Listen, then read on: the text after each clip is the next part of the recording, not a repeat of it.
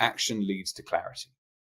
And this idea that we can sit around all day long with an idea and we can try and get all of our ducks in a row in order to like action that idea, but we never do it. Like no one does it. They just sit around in the same job, doing the same shit every day, be like, oh, I think it's a really cool idea, but they never actually do it. So to me, that's the key, right? It's like, how can you go out there and say, oh, do you know what I'm going to do? I'm going to actually take some action. And with that, you get these points of feedback. Your mindset is absolutely everything when it comes to wealth. And the amount of money floating around out there in terms of value that you could attract is like, you can't actually put a number on it. It's so much.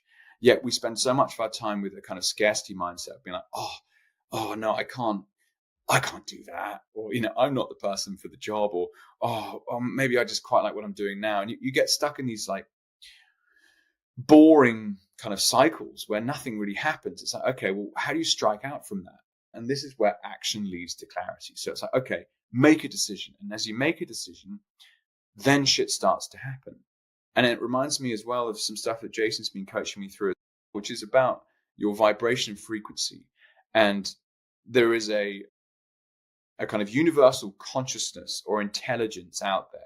And it's always looking for vessels for these ideas or these pockets of information to become reality. And with this concept, it becomes really clear that some ideas are for certain people at certain times. And you as that individual might rise up to a point of vibration where it's like, okay, this is a cool idea, but you can't sustain that level of frequency. And so you drop out of it and the idea drops away. So the ideas are looking for people to express them. And that person has to be in the right frame of mind at the right time, in the right skill set, with the right skill set to actually do this shit. And this is kind of what's so cool about it all. It's like, how does anything ever get done? And what was evolution? And how did we even get here? And that's like, that's not even a whole nother podcast episode. That's a whole nother series entirely, which maybe we'll get to someday. But I just really like this idea of doubling down on, you need to get up and do something.